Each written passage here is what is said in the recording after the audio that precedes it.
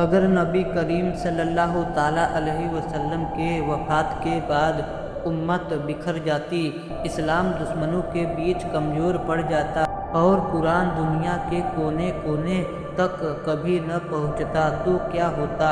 لیکن اللہ نے اس امت کو ایسے چار عظیم رہنما عطا کیے جنہوں نے صرف سلطنت نہیں سنبھالی بلکہ دین، انصاف، علم اور امت کی وحدت کو بھی محفوظ رکھا۔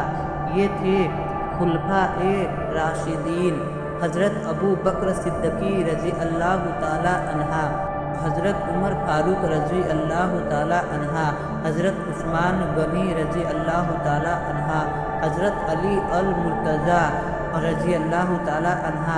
ان چاروں کے دور میں اسلام عرب کے ریگستان سے نکل کر روم اور فارس کی طاقتوں کو پیچھے چھوڑتے ہوئے دنیا کی سب سے بڑی روحانی اور سیاسی طاقت بن گیا۔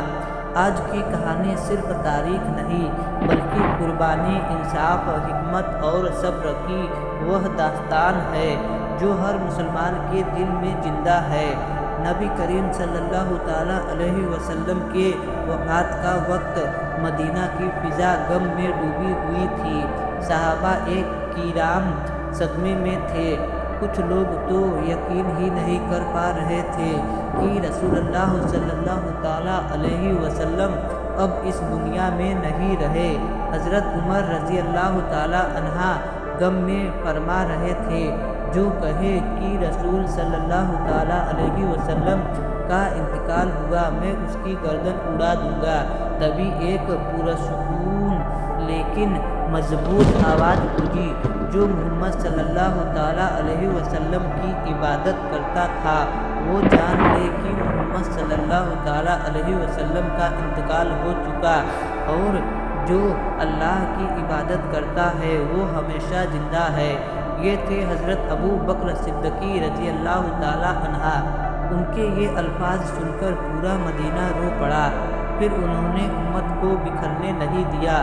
نبی کریم صلی اللہ تعالیٰ علیہ وسلم کے بعد کچھ قبیلوں نے زکوٰۃ دینے سے انکار کر دیا، کچھ جھوٹے نبیوں کے پیچھے چل پڑے، لیکن ابو بکر رضی اللہ تعالیٰ عنہ نے فرمایا، اگر وہ رسی بھی روکیں گے جو رسول صلی اللہ تعالیٰ علیہ وسلم کے زمانے میں دیتے تھے، میں ان سے جنگ کروں گا۔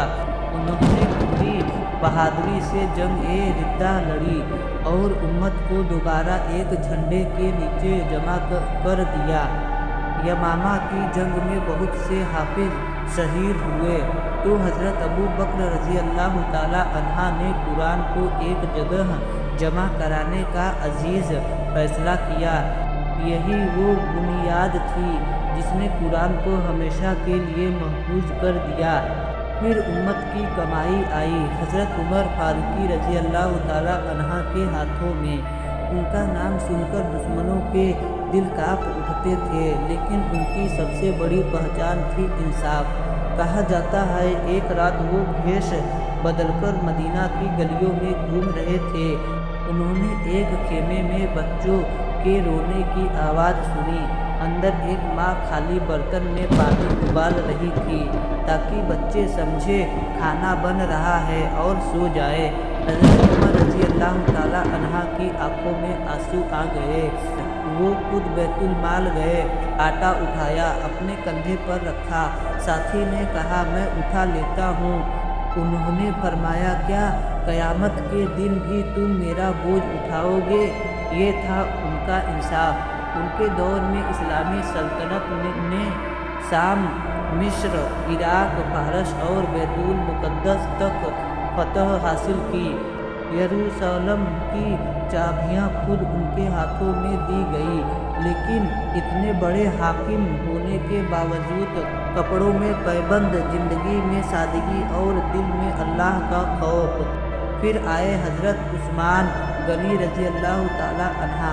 حیا اتنی کہ فرشتے بھی ان سے حیا کرتے تھے، دولت اتنی کہ چاہے تو دنیا خرید لے، لیکن دل ایسا کہ سب اللہ کی راہ میں لٹا دے۔ غزوہ تبوک کا وقت تھا، مسلمانوں کے پاس سامان کم تھا، حضرت عثمان رضی اللہ تعالیٰ عنہ اٹھے اور سینکڑوں اونٹ گھوڑے اور ہزاروں دینار پیش کر دیے۔ رسول اللہ صلی اللہ تعالیٰ علیہ وسلم نے فرمایا، آج کے بعد عثمان کو کوئی عمل نقصان نہیں دے گا۔ اسلام اب دور دور کے علاقوں میں پھیل چکا تھا، لوگ الگ الگ لہجوں میں قرآن پڑھنے لگے۔ پھر حضرت عثمان رضی اللہ تعالیٰ عنہ نے ایک متحد مصحف تیار کروایا اور ان کی نسخے پوری دنیا میں بھیجے۔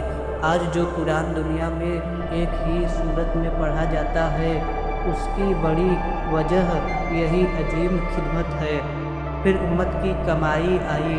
حضرت علی المرتضیٰ رضی اللہ تعالیٰ عنہ، وہ صرف بہادر نہیں تھے بلکہ علم، حکمت اور عدل کے سمندر تھے۔ جب خیبر کا قلعہ فتح نہیں ہو رہا تھا، صلی اللہ تعالیٰ علیہ وسلم نے فرمایا، کل میں جھنڈا اسے دوں گا جو اللہ اور اس کے رسول سے محبت کرتا ہے۔ اگلے دن جھنڈا حضرت علی رضی اللہ تعالیٰ عنہ کو ملا۔ انہوں نے ایسی بہادری دکھائی کہ خیبر کا دروازہ تک اکھاڑ دیا تھا۔ ان کے فیصلے گہرے علم سے بھرے ہوتے تھے۔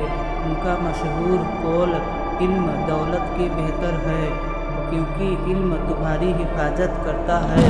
ان کے دور میں فتنے اٹھے لیکن انہوں نے صبر اور ہمت سے امت کو سنبھالنے کی کوشش کی۔ خلفائے راشدین کی یہ داستان ہمیں سکھاتی ہے، ابو بکر سے صدیق اور استقامت، عمر سے انصاف اور جواب دہی، عثمان سے حیا اور سخاوت، علی سے علم اور شجاعت۔ یہ صرف 4 نام نہیں بلکہ اسلامی تاریخ کے وہ 4 ستارے ہیں جن کی روشنی قیامت تک راہ دکھاتی رہے گی۔ اگر آپ کو یہ اسلامک اسٹوری اسکرپٹ پسند آئی ہو تو ویڈیو کو لائک، شیئر اور سبسکرائب ضرور کریں، اور کمنٹ میں لکھیں چاروں میں سے کس خلیفہ کی شخصیت آپ کو سب سے زیادہ اچھی لگی۔